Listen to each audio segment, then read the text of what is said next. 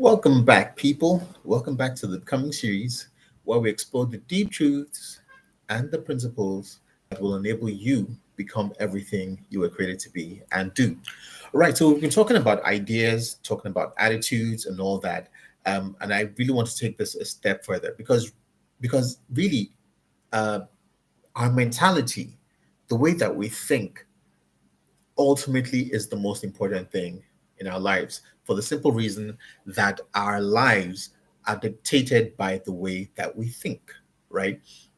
The way that you think ultimately manifests in the way that your life will turn out to be. Now, there's this really interesting quote or verse in the Bible that I want to use to really drive this message home. And it's in the book of Ecclesiastes, and it goes like this: Woe to the land when the slave becomes king, or woes of the land when the king was a slave, right? Either way, depending on the version that you read. Now, if you or when you read that verse and you're looking at it on the surface, it starts to spring questions up in your mind, and you're probably wondering, what does that mean? Is God against people who come from low and humble backgrounds rising to a state of affluence or influence? No, because God, if you know the character of God and the nature of God, you understand that He desires everyone to be or to live lives of fulfillment, right? To have everything that you need to be catered for, right? Not to be in want or in depression or in lack or in poverty, right? So that is not what this verse is talking about. So, what is it talking about?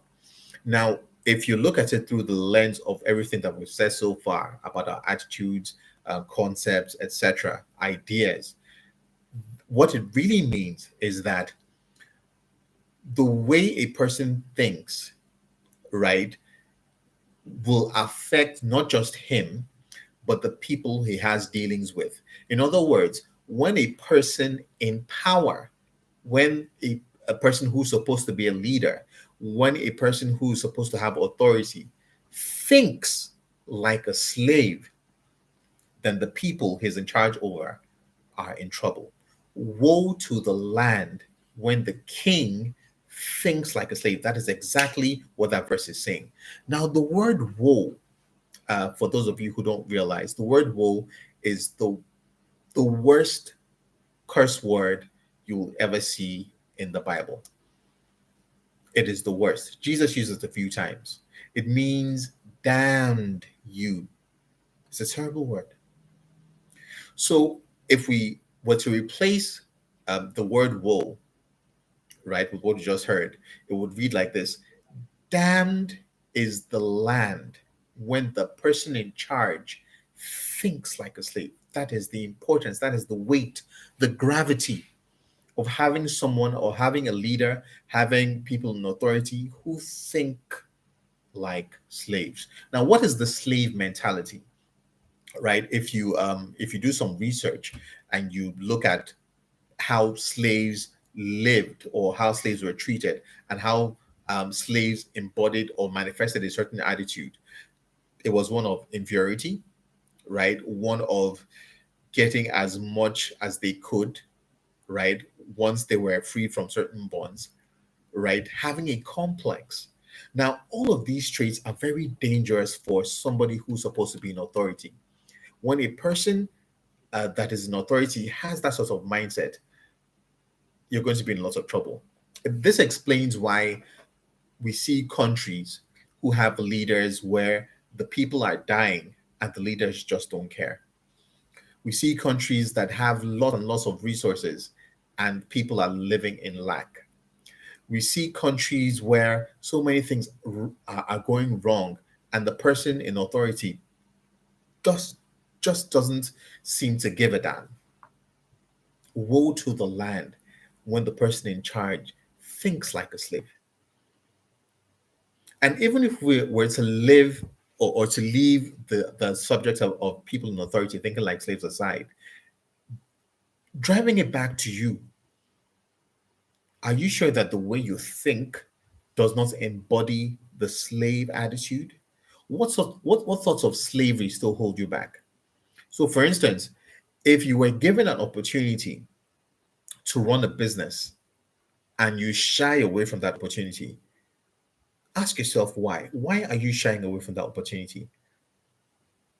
Is it because you don't believe you have what it takes to run that business?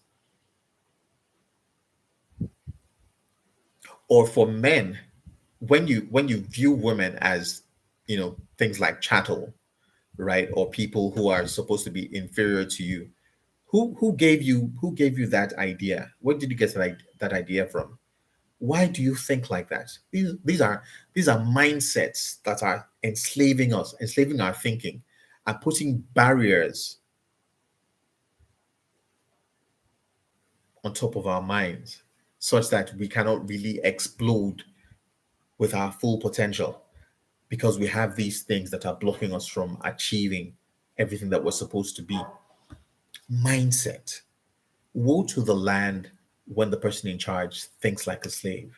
How do you think?